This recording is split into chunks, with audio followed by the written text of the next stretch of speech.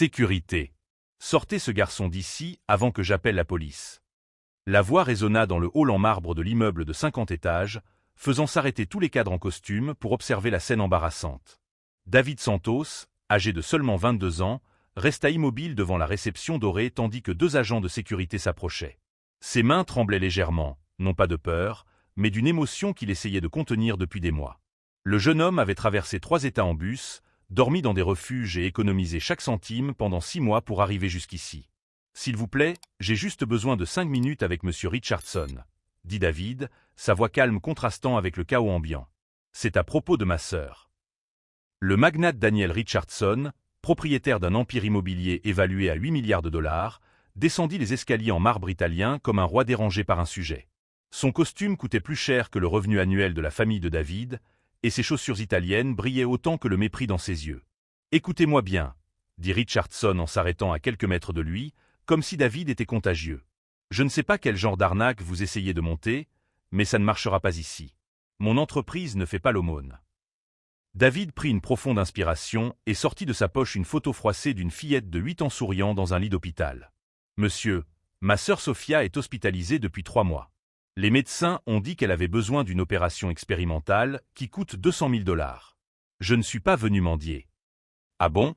Richardson rit avec dédain, entraînant plusieurs employés dans un rire nerveux. « Alors c'est quoi? Un prêt? C'est une proposition de travail, » répondit David en fixant le milliardaire du regard. « J'ai fait des recherches sur votre entreprise. J'ai découvert quelque chose d'intéressant sur vos activités dans les quartiers pauvres qui, je pense, pourrait vous intéresser. » Le sourire arrogant de Richardson vacilla un instant. Quelque chose dans le ton calme et déterminé du jeune homme le dérangeait. « De quoi parlez-vous » David esquissa un petit sourire, non pas de soumission, mais de quelqu'un qui savait exactement où il voulait en venir. « Monsieur Richardson, vous êtes-vous déjà demandé pourquoi vos constructions dans les quartiers défavorisés ont toujours 2 ans de retard et dépassent de 40% le budget prévu ?» Le silence qui s'installa dans le hall était assourdissant. Richardson sentit un frisson lui parcourir l'échine, mais il tenta de garder son sang-froid. « Vous avez 30 secondes avant que je vous fasse arrêter pour intrusion. »« Alors je vais aller droit au but, » dit David, sa confiance grandissant à chaque mot. « Je travaille dans le bâtiment depuis 5 ans. Je connais tous les entrepreneurs, tous les inspecteurs, tous les politiciens du quartier sud. Et je sais exactement qui vole des millions dans vos projets sociaux. » Les agents de sécurité cessèrent d'avancer lorsqu'ils virent l'expression de Richardson changer complètement. Le milliardaire comprit que ce jeune homme n'était pas simplement un mendiant désespéré. Il y avait quelque chose dans son regard qui suggérait une connaissance réelle, voire dangereuse. « 20 minutes, » murmura Richardson en jetant un coup d'œil aux employés curieux qui l'entouraient. « Mon bureau. Et ça a intérêt d'en valoir la peine. » Alors qu'il se dirigeait vers l'ascenseur privé, David serra fermement la photo de sa sœur. Ce que Richardson ignorait, c'est que ces 6 mois de recherche n'avaient pas seulement porté sur la corruption au sein de l'entreprise. David avait découvert quelque chose qui pourrait non seulement sauver Sophia, mais aussi transformer complètement la vie de milliers de familles oubliées par la société. Si vous vous demandez comment un jeune homme issu des banlieues a pu obtenir des informations qu'un milliardaire ignorait sur sa propre entreprise, n'oubliez pas de vous abonner à la chaîne, car ce qui allait se passer dans ce bureau allait non seulement changer de vie, mais aussi révéler un réseau de corruption dont personne ne soupçonnait l'existence.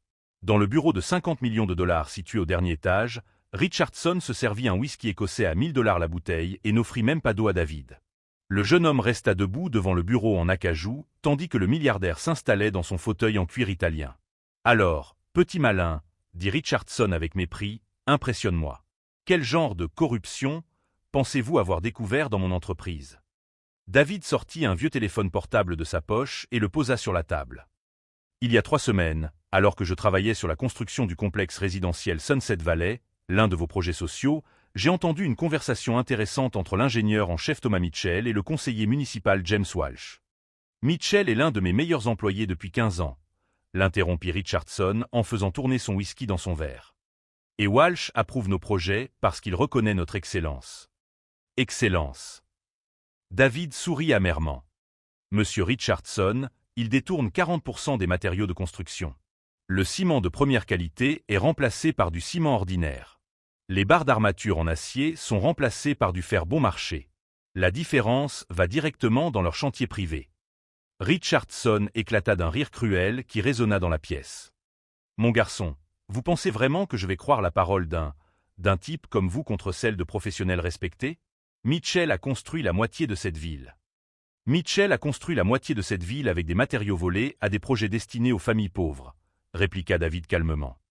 Les maisons qui devaient durer 50 ans vont commencer à se fissurer dans 5 ans. Des enfants vont vivre dans des structures condamnées parce que 2 hommes riches ont décidé de s'enrichir encore plus. Le milliardaire se leva brusquement, le visage rouge de colère. Écoutez-moi bien, petit. Vous entrez dans mon entreprise, vous accusez mes employés de vol et vous avez le culot de me faire la morale? Sécurité. Monsieur Richardson, dit David, d'une voix encore plus calme malgré l'explosion, votre entreprise perd en moyenne 2,5 millions par projet à cause de ces détournements. En 5 ans, cela représente plus de 100 millions de dollars qui sont passés de votre poche directement dans la leur. Richardson s'arrêta, le téléphone à la main. Les chiffres correspondaient de manière alarmante à ses propres projections financières, des pertes qu'il avait attribuées à des coûts imprévus et à la volatilité du marché. Vous avez 3 minutes pour prouver cela ou vous sortez d'ici menotté, grogna-t-il, mais sa voix avait perdu une partie de sa conviction initiale. David prit une profonde inspiration, pensant à Sophia, branchée à des tubes à l'hôpital, luttant contre une leucémie qui lui ôtait chaque jour un peu plus de ses forces. 3 mois d'hospitalisation avaient épuisé toutes les économies de la famille. Son père travaillait 18 heures par jour comme agent de sécurité de nuit, sa mère nettoyait des bureaux tôt le matin, et même ainsi, il ne parvenait pas à payer la moitié du traitement expérimental. « Monsieur, ma sœur a 8 ans et elle est en train de mourir », dit David, la voix tremblante pour la première fois. « J'aurais pu transmettre ces informations à vos concurrents, aux médias ou au ministère public.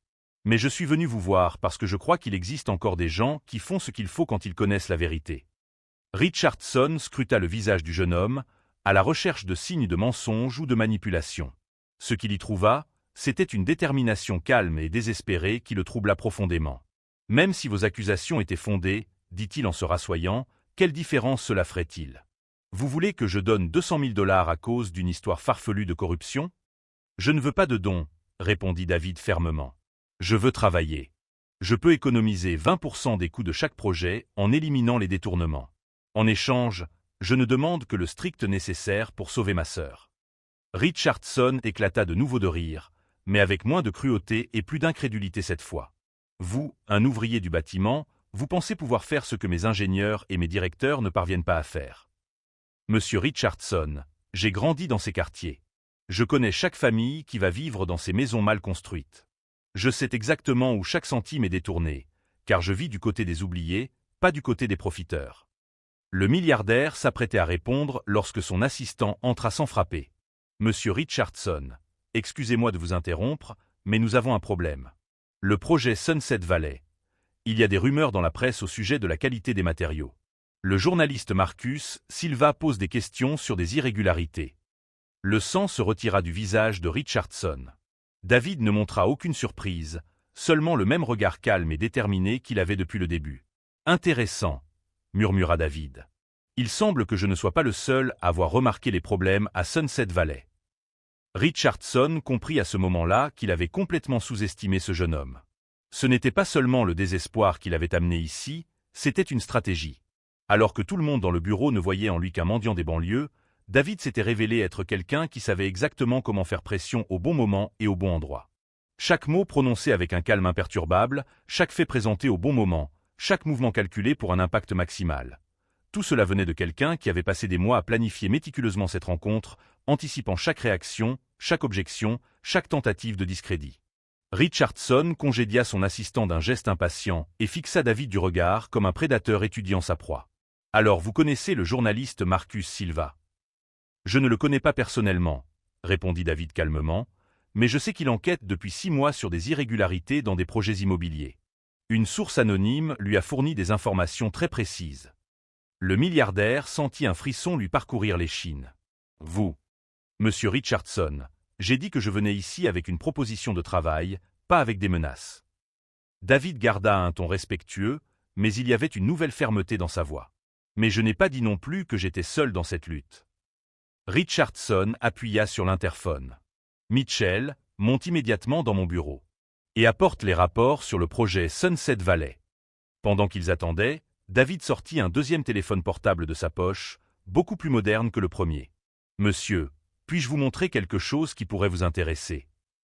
Sur l'écran, Une vidéo montrait clairement Thomas Mitchell recevant une enveloppe contenant de l'argent du conseiller municipal Walsh dans un parking.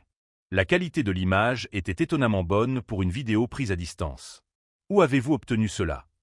demanda Richardson, sa voix perdant complètement son arrogance précédente. « Je travaille dans le bâtiment depuis 5 ans, mais j'étudie également le génie civil le soir à l'université communautaire, » répondit David. L'un des cours qui m'a le plus intéressé portait sur les technologies de surveillance et de sécurité sur les chantiers. Richardson se rendit compte qu'il avait complètement sous-estimé ce jeune homme. Ce n'était pas seulement un ouvrier désespéré. David s'était méthodiquement préparé à cette confrontation. « Combien d'enregistrements de ce genre avez-vous » demanda-t-il en essayant de garder son sang-froid. « Suffisamment pour documenter un comportement qui remonte à 3 ans, répondit David. Mais comme je l'ai dit, je ne suis pas venu ici pour détruire votre entreprise. Je suis venu pour la sauver. » À ce moment-là, Mitchell entra dans le bureau, un gros dossier sous le bras. Le chef ingénieur, un homme corpulent d'une 50aine d'années aux cheveux grisonnants, s'arrêta brusquement en voyant David. « Monsieur Richardson, pourquoi cet ouvrier est-il dans votre bureau ?» demanda Mitchell avec un mépris à peine dissimulé. « Thomas, » dit Richardson lentement, « ce jeune homme a des allégations intéressantes à propos de nos projets. Pourriez-vous lui expliquer pourquoi les coûts à Sunset Valley ont dépassé le budget de 42%? » Mitchell eut un rire nerveux. « Monsieur, vous savez comment ça se passe dans la construction. Les coûts imprévus, les changements climatiques, les problèmes avec les fournisseurs. » David se leva pour la première fois depuis qu'il était entré dans le bureau. « Monsieur Mitchell, vous vous souvenez de moi? J'ai travaillé à Sunset Valley ces 8 dernières semaines.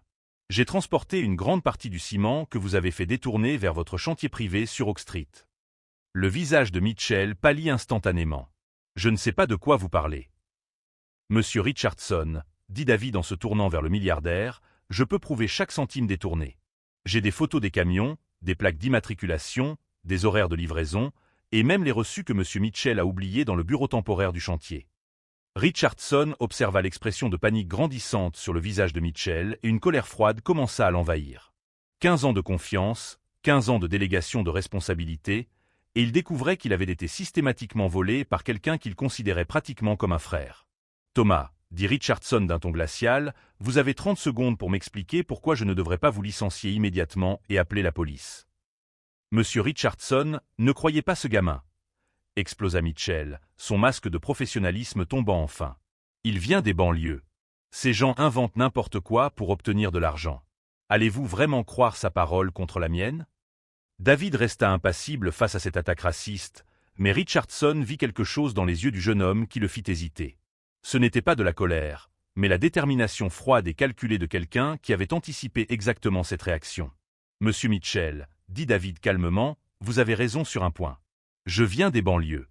Et c'est précisément pour cela que j'ai pu voir ce que font les gens comme vous quand ils pensent que personne ne les regarde. » David s'est tourné vers Richardson. « Monsieur, quand on grandit dans des communautés où chaque centime compte, on apprend à remarquer quand quelqu'un gaspille des ressources qui devraient profiter à des familles dans le besoin. Quand on travaille 12 heures par jour pour payer ses études du soir, on développe un sens du détail que les personnes privilégiées ont rarement. » Richardson observa les 2 hommes devant lui, Mitchell, en sueur et balbutiant des explications contradictoires, et David, qui restait imperturbable malgré les insultes racistes. « Mitchell, vous êtes renvoyé, » dit Richardson froidement. « La sécurité va vous raccompagner à la sortie. Demain matin, mes avocats vous contacteront au sujet du remboursement financier et d'éventuelles poursuites pénales. » Mitchell regarda Richardson avec incrédulité, puis David. « Vous ne pouvez pas faire ça. 15 ans de travail. J'ai construit la moitié de vos projets. »« Vous avez volé la moitié de mes projets, » corrigea Richardson en appuyant sur l'interphone. « Sécurité, s'il vous plaît. » Tandis que Mitchell était escorté vers la sortie en proférant des menaces et des insultes, David resta assis calmement. Richardson remarqua que le jeune homme ne manifestait ni satisfaction ni triomphe, seulement la même détermination tranquille qu'il avait affichée tout au long de la conversation. « Maintenant, » dit Richardson en se tournant vers David, « parlons de votre proposition. » David prit une profonde inspiration, pensant à sa sœur branchée à des appareils dans un hôpital. « Monsieur Richardson, je ne suis pas venu ici uniquement pour dénoncer la corruption. Je suis venu avec un plan complet pour restructurer vos projets sociaux de manière à économiser de l'argent et à vraiment bénéficier aux communautés. »« Continuez, » dit Richardson, sincèrement intéressé pour la première fois. « Premièrement, la mise en place d'un système de supervision communautaire, » commença David. Des habitants formés pour surveiller les constructions, s'assurant que les matériaux et la main-d'œuvre répondent aux normes convenues. Deuxièmement, des partenariats directs avec des fournisseurs locaux, éliminant les intermédiaires qui gonflent les coûts. Troisièmement, un programme de formation qui embauche des résidents locaux, créant ainsi des emplois permanents dans les communautés bénéficiaires.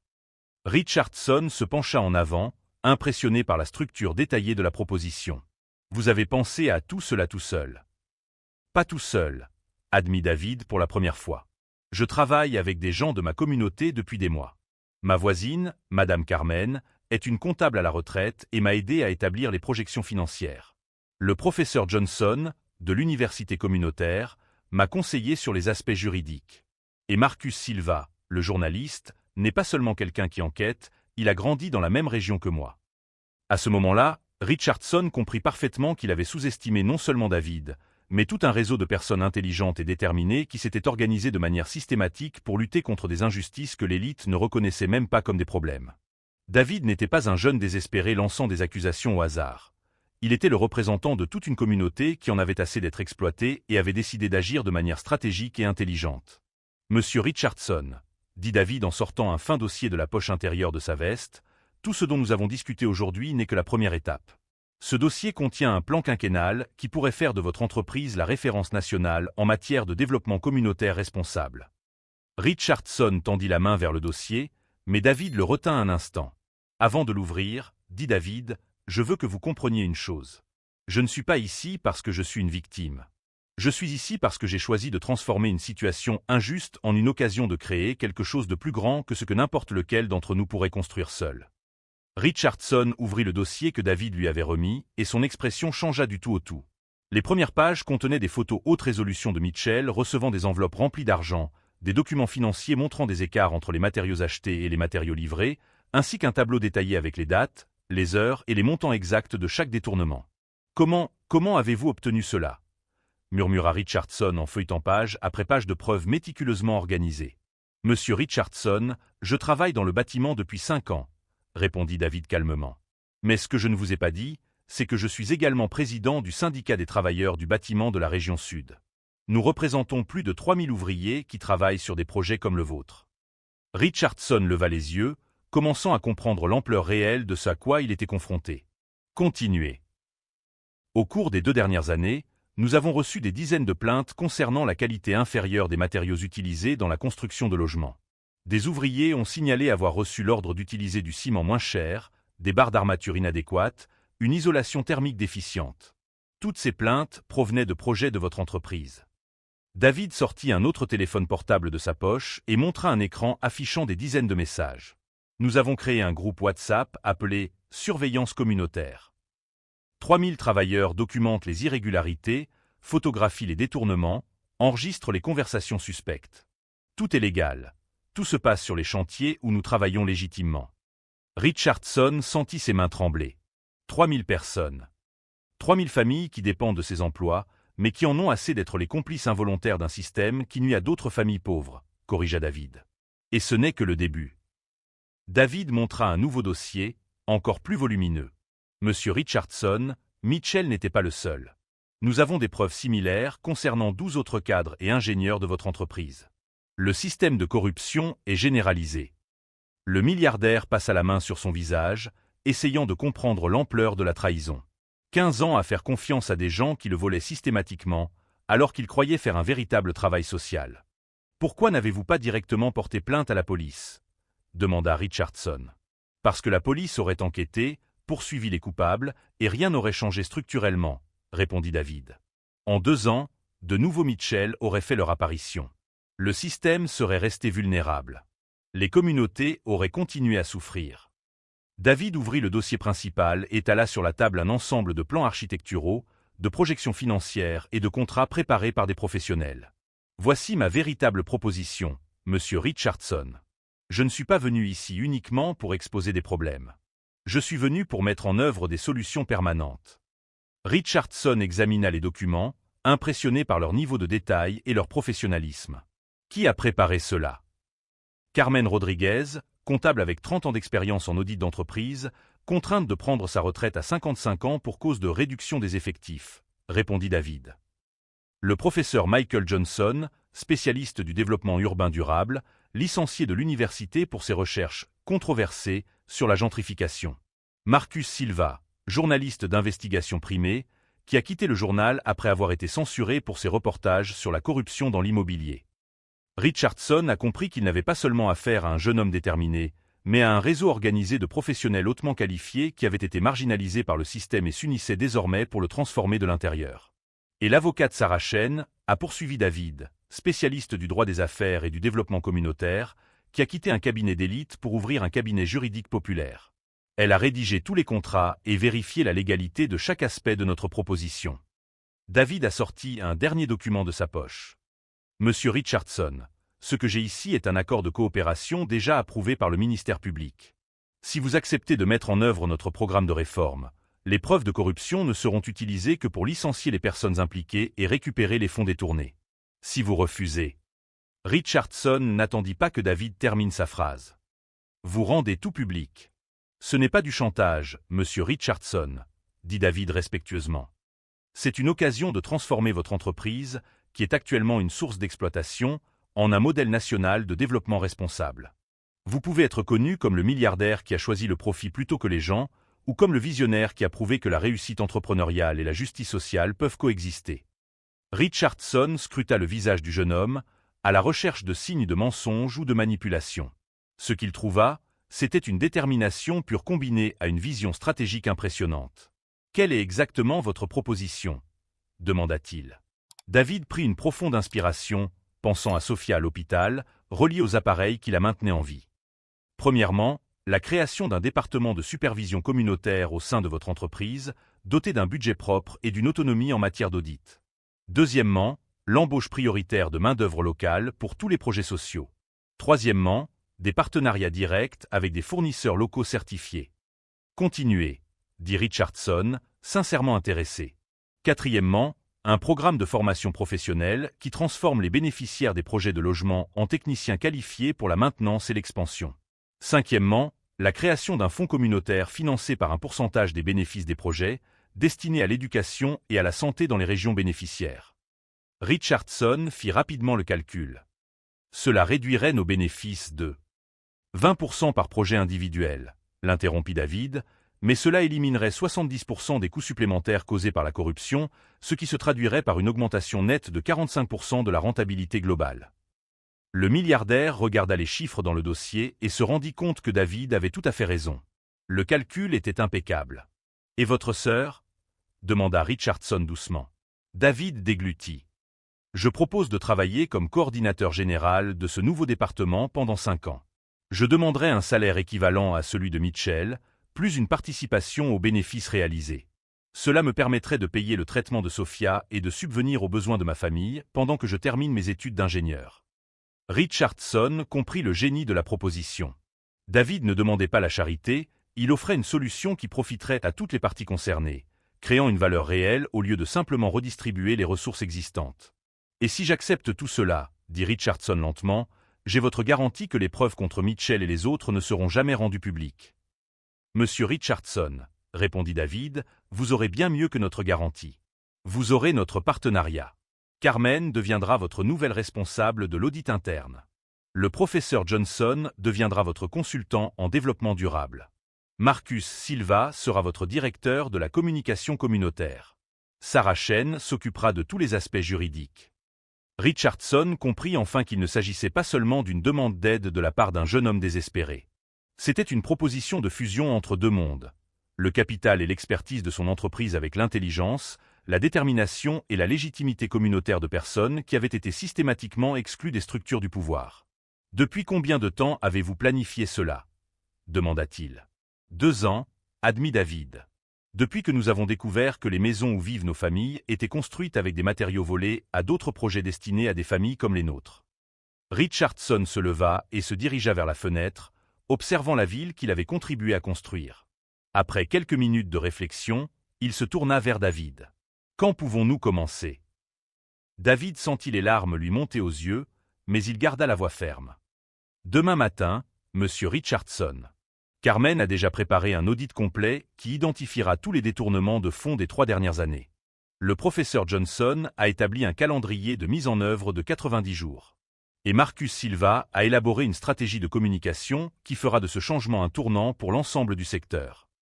Richardson tendit la main à David. Bienvenue chez Richardson Industries, Monsieur Santos. Nous allons construire quelque chose dont nos familles seront fiers de laisser en héritage.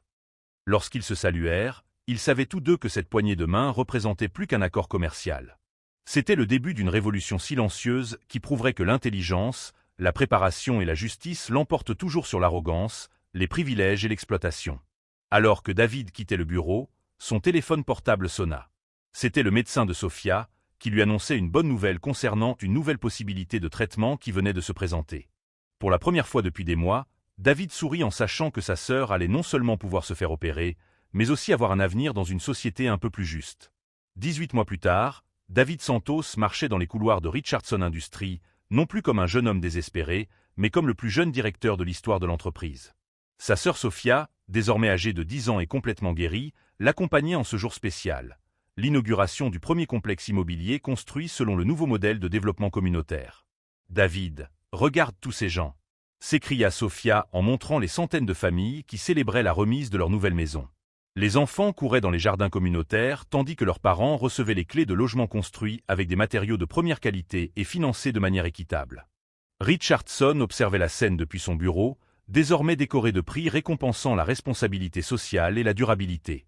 La transformation de l'entreprise avait généré non seulement des bénéfices records, mais aussi une reconnaissance nationale en tant que modèle de développement éthique. Thomas Mitchell, quant à lui, faisait face à sa 3e audience judiciaire pour détournement de fonds. Son cabinet de conseil avait fait faillite, sa réputation était ruinée et les contrats millionnaires qui lui assuraient autrefois un train de vie luxueux s'étaient transformés en dettes impossibles à rembourser. L'homme qui méprisait autrefois les travailleurs, comme David, travaillait désormais comme vendeur de matériaux de construction, gagnant 1/10 de ce qu'il volait chaque mois. « Monsieur David, dit Carmen Rodriguez, désormais responsable de l'audit de l'entreprise, les chiffres du trimestre sont arrivés. Nous avons réalisé une économie de 62% sur les coûts, une augmentation de 80% de la satisfaction de la communauté et un bénéfice net supérieur de 45% à celui de l'année dernière. » David sourit en se souvenant de cette terrible matinée où il ne savait pas s'il allait pouvoir sauver Sophia. Aujourd'hui, en plus d'avoir une sœur en bonne santé, il avait créé un système qui profitait à des milliers de familles et prouvait que réussite entrepreneuriale et justice sociale n'étaient pas des concepts contradictoires. Le jeune homme qui avait autrefois été humilié à la réception parce qu'il semblait inadapté, était désormais sollicité par les universités pour donner des conférences sur l'innovation sociale. Le professeur Johnson avait repris l'enseignement supérieur grâce à une chaire financée par Richardson Industries. Marcus Silva dirigeait le département de communication de l'entreprise, transformant chaque projet en exemple national de développement responsable. Richardson descendit dans le hall d'entrée, où une plaque dorée avait remplacé l'ancienne décoration élitiste, Centre David Santos pour le développement communautaire, où l'intelligence et la justice construisent l'avenir. « Tu sais ce que j'ai appris au cours de ces 18 mois ?» demanda Richardson à David, tandis qu'ils observaient les familles en liesse. « Que la véritable richesse ne réside pas dans l'argent que nous accumulons, mais dans le nombre de vies que nous parvenons à transformer positivement. » David acquiesça, repensant à la façon dont ce voyage avait commencé dans le désespoir et s'était transformé en espoir pour des milliers de personnes. Chaque maison construite avec soin, chaque famille bénéficiant d'un traitement équitable, chaque jeune embauché dans la communauté représentait une victoire contre un système qui semblait impossible à changer. La meilleure vengeance contre ceux qui sous-estiment votre intelligence n'est pas de les détruire, mais de construire quelque chose de si grand qu'ils réalisent tout ce qu'ils ont perdu en méprisant votre potentiel. David Santos a prouvé que la préparation, la stratégie et la détermination l'emportent toujours sur les privilèges, l'arrogance et les préjugés. Pendant que Sophia jouait avec d'autres enfants dans le complexe que son frère avait aidé à créer, David a compris que parfois les plus grandes victoires commencent par les moments les plus désespérés. Si cette histoire de dépassement de soi vous a touché, n'oubliez pas de vous abonner à la chaîne pour découvrir d'autres histoires qui prouvent que l'intelligence et le courage peuvent transformer n'importe quelle injustice en opportunité de créer un monde meilleur.